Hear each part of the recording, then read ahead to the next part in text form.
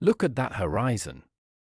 The sun is always moving, always descending, only to rise again. But what about us? We speak of time as a thief. We dread its passage, whispering fears of wrinkles, of grey hair, of slowing down. But what if we have misunderstood the enemy? The true fear is not the fading of the light, it is the weakening of the will. It is not the number of years, but the surrender of your throne. You are not afraid of old age. You are afraid of becoming a subject in your own life. Of needing permission. Of being managed. Of dependence. That fear is not a weakness, it is a profound and crucial insight. And it is within your power to answer it, not with dread, but with discipline. Today, we do not fight time. We build a fortress within it, using the timeless wisdom of Stoicism.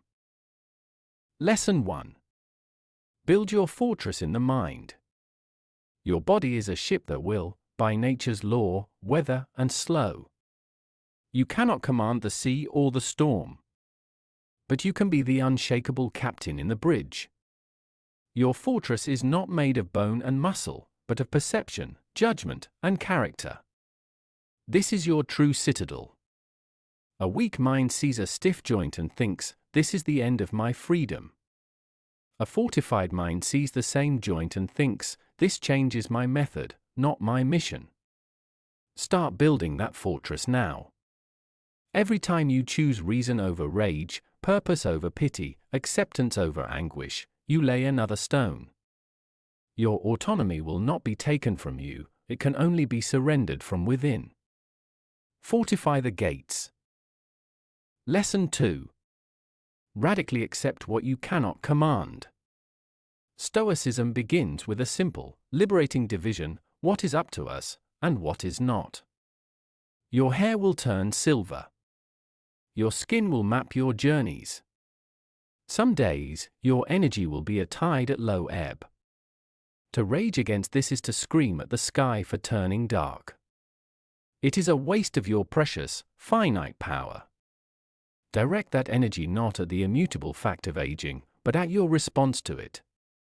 You cannot control the body's timeline, but you can control your respect for it. You cannot stop change, but you can choose courage within it. This acceptance is not passive surrender, it is the strategic grounding of your strength. By ceasing to fight the unwinnable war, you muster all your forces for the one you can win, the war for your own dignity. Lesson 3. Cultivate the art of self-sufficiency now. Independence is not a final product of life, it is a daily practice. It is the muscle that must be exercised lest it atrophy. Do not wait for a crisis to test your resilience. Train it now. Learn to find deep contentment in your own company. Master the practical arts of caring for your home, your health, your affairs. But more importantly, master the internal arts, the ability to calm your own storms, to counsel yourself, to find joy in a quiet moment. This self-sufficiency makes you a partner to others, not a patient. It makes your presence a choice, not a chore.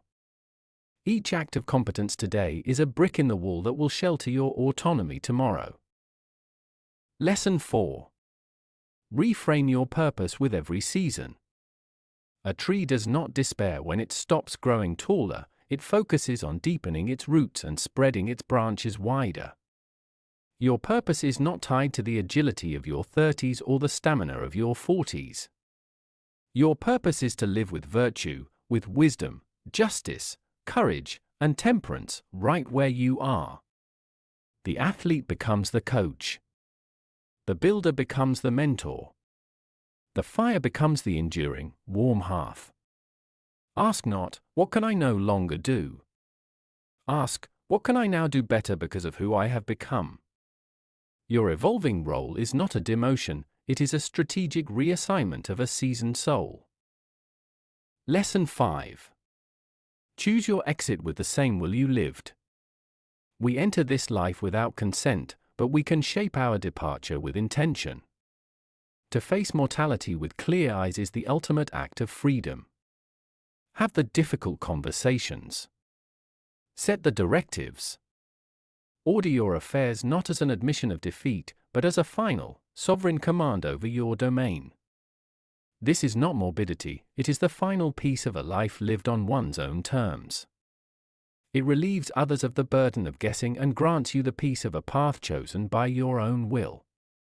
It is the last, and perhaps greatest, act of love and independence you can offer. The Stoics' call to arms. This is your call. Not to a battle against time, but to the relentless, dignified construction of your inner citadel. Start laying the stones today. Fortify your mind. Direct your will only to what you command. Practice the arts of self-sufficiency. Redefine your purpose at every dawn. And face the horizon, not with a childish wish for endless morning, but with the sober, powerful courage of a setting sun that knows its own worth. Do not fear the gathering years. Fear only an unfortified spirit. Let your age be measured not by the candles on the cake, but by the unbroken strength of your character, by the dignity of your choices, and by the fierce, unassailable autonomy you carry within you. Grow old like the ancient oak, rooted, resilient, and standing firm in every storm, until the very end. Thank you for watching. Now, go and build your fortress.